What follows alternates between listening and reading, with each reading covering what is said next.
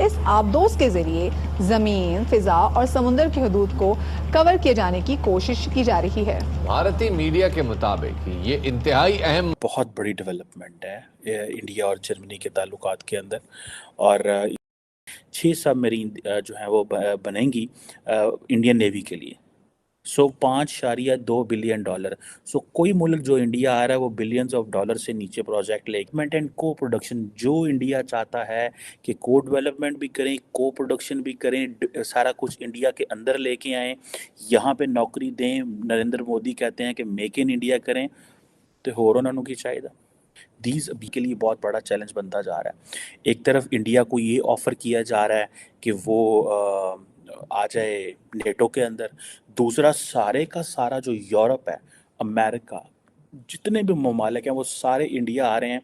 और सीधी सी बात है, मैं तो इस तरह कहूँगा आके आके तो ऑफर्स लेके आ रहे हैं।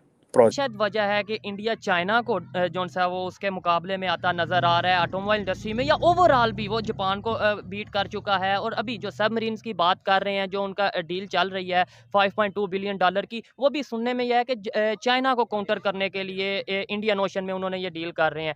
क्या आपको लगता है कि ऐसे बहुत तेज़ी से वो ग्रो कर जाएंगे और हम एग्जाम्पल्स देते रह जाएंगे? बिल्कुल हैं कि दुनिया के दूसरे कंट्री, खास तौर पे हम नेबर कंट्री की ज़्यादा बात करते हैं, इंडिया के हवाले से बात करते हैं, डिफेंस इक्विपमेंट जो कि आपका उसमें एक्सपीरियंस भी है, डिफेंस इक्विपमेंट हम भी इंपोर्ट करते हैं, इंडिया भी इंपोर्ट करता है। लेकिन अभी इंडिया की पॉलिसी ये देखने में आ रही है कि वो जिस भी मल्टीनेशनल कंपनी, जिस भी कंट्री के साथ डील करता है, वो कहता है आप यहाँ पे आके मैन्युफैक्चरिंग करें, मैन्युफैक्चरिंग प्लांट लगाएं। हम ऐसा क्यों नहीं करते? देखिए, हर कंट्री के अपने ऑप्टिक्स हैं, अपने स्ट्रेटेजिक डिसीजंस हैं। प्रॉब्ली जो हमारे टॉप ब्रास है, उनकी स्ट्रेटेजी या strategic decisions are something else and different from. This is सबसे ज़्यादा he has taken India to the next level, no question about it. खुदा न ख्वास्ता पाकिस्तान 2030 तक कायम नहीं रहेगा, टूट जाएगा। You have to see what he has delivered to India. That is remarkable. That's remarkable. That's a very that should be a model for the rest of the developing countries. अंदरूनी जो दुश्मन है, इन चैलेंजेस का भी सामना है हमारे मुल्क को, तो इनसे निमटने के लिए जो चैलेंजेस हैं, दरपेश हैं, इनसे निमटने के लिए ये जो साजिश है, इससे कैसे निपटा जाए? This is the era for India. I tell you this. मेरी ख्वाहिश होती है कभी पाकिस्तान भी उस लेवल पे होता, कोई डिजिटल पाकिस्तान की बात करता। ये मोस्ट सिवियर सिक्योरिटी थ्रेट तो भारत उस लेवल पे आ गया है जहां पे एक आम चाइनीज समझता है कि हमें खतरा अगर है तो भारत से है। और जैसे मैंने बोला, ये डर अच्छा है, डरते रहो बेटा, यू डिजर्व। माशाल्लाह, अल्हम्दुलिल्लाह, हम एटमी ताकत हैं। अमेरिकी यूनिवर्सिटी के प्रोफेसर जो हैं, उनका वो भी एक थिंक टैंक से उनका ताल्लुक है।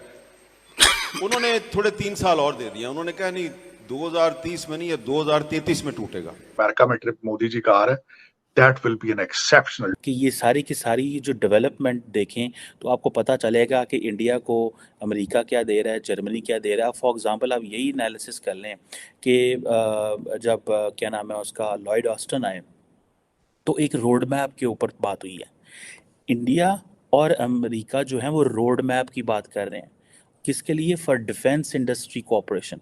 और ये कुछ जारी बात है फॉर द फ्यूचर है कि इंडियन नेवी जो है उन्होंने अपने 1-2 एयरक्राफ्ट कैरियर बनाए हैं और उन्होंने अपनी न्यूक्लियर ट्राइड भी कंप्लीट कर ली है। It means uses of nuclear from land, air and सी।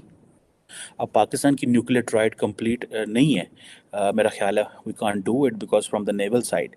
लेकिन the question over the period of time is कि हम लोग जो हैं वो हमारे तो खैर मसले और हैं, उसमें बाद में जाता हूँ मैं।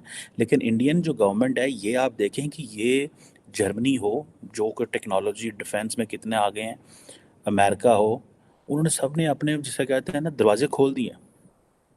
और ये दरवाजे खोलने से वो आप ये समझ लें कि वो सिर्फ ये बात नहीं कर रहे कि को डेवलपमेंट, को प्रोडक्शन होगी। वो कह रहे हैं जनाब हमें सप्लाई चेन चाहिए और इंडिया वो सप्लाई चेन देगा। और वो सप्लाई चेन किस में? न्यू टेक्नोलॉजीज़ में, और को प्रोडक्शन करनी है।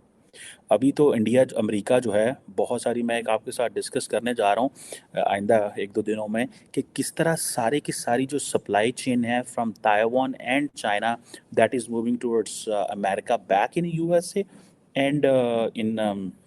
हेलो दोस्तों, स्वागत है आपका इंडिया पाकिस्तान न्यूज़ चैनल में। तो दोस्तों आइए जानते हैं वीडियो के बारे में।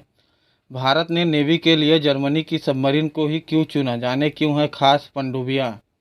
भारत लंबे समय से अपनी नौसेना के लिए पनडुब्बियां हासिल करने की कोशिश में लगा हुआ है। मौजूदा समय में भारतीय नौसेना के पास 16 सबमरीन हैं, लेकिन चिंता की बात यह है कि इनमें से 11 बहुत ज़्यादा पुरानी हो चुकी है।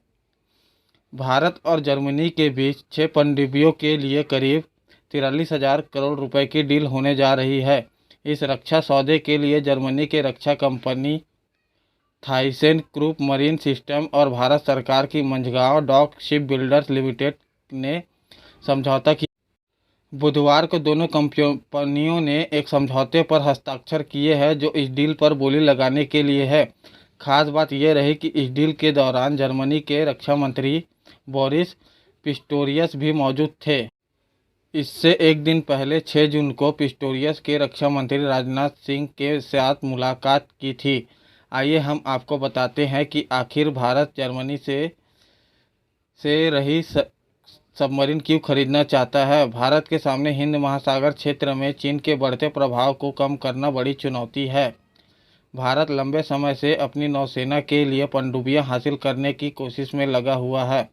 मौजूदा समय में भारतीय नौसेना के पास 16 सबमरीन है, लेकिन चिंता की बात यह है कि इनमें से 11 बहुत ज़्यादा पुरानी हो चुकी है। भारत के पास जो पनडुब्बियां हैं उनमें से 2 परमाणु चालित है। भारत और जर्मनी के बीच पनडुब्बियों के निर्माण के लिए जो डील हुई है उसके मुताबिक 6 आधुनिक डीजल अटैक सबमरीन बनाई जाएगी। इसके लिए जर्मनी की समुद्री हथियार बनाने वाली कंपनी को भारत को अपनी तकनीक देगी। ये सभी 6 पनडुब्बियां एयर इंडिपेंडेंट प्रोपेलेशन AIP तकनीक से लैस होगी। इस तकनीक को बनाने वाली सबमरीन पारंपरिक डीजल इलेक्ट्रिक पनडुब्बियों की तुलना में ज़्यादा सुरक्षित होती है, क्योंकि ये ज़्यादा देर तक समुद्र के अंदर रह सकती है। ऐसी पनडुब्बियां 15 दिन से ज़्यादा वक्त तक पानी के अंदर रह सकती है। वहीं पारंपरिक सबमरीन को अपने जनरेटर चलाने के लिए 2 से 3 दिन में पानी की सतह पर आना होता है। आधुनिक डीजल अटैक सबमरीन की खासियत उससे बेहतर और सेंसर हथियार भी होते हैं। हिंद महासागर क्षेत्र में चीन की ताकत को कम करने के लिए भारत को 6 सबमरीन चाहिए। जो 16 पनडुब्बियां भारत के पास है उनमें से 6 मात्र ऐसी है जिन्हें हाल के वर्षों में बनाया गया है। वहीं 30 साल पुरानी सबमरीन में से कई को रिटायर भी कर दिया गया है। भारत ने जर्मनी से इससे पहले 1986 से 1994 4 शिशुमार क्लास पनडुब्बियां खरीदी थी। जर्मन टेक्नोलॉजी वाली सबमरीन पहले भी भारत के भरोसे पर खरी उतरी है। इसी वजह से भारत नई पनडुब्बियों को समझौता जर्मनी से करना चाहता है। पश्चिमी देशों के लिए चिंता की बात यह है कि भारत हथियारों के लिए रूस पर बहुत हद तक निर्भर है। वो इसे कम करना चाहते हैं। इसे ऐसा समझा जा सकता है कि इस साल फरवरी में जर्मनी सरकार ने भारत के लिए आर्म्स एक्सपोर्ट पॉलिसी को लचीला किया ताकि दोनों देशों के बीच हथियारों के खरीद समझौते हो सके। दोस्तों, अगर आपको ऐसी वीडियो देखना पसंद है तो हमारे चैनल को सब्सक्राइब करें तथा वीडियो को लाइक करना ना भूलें। धन्यवाद। जय हिंद, जय भारत।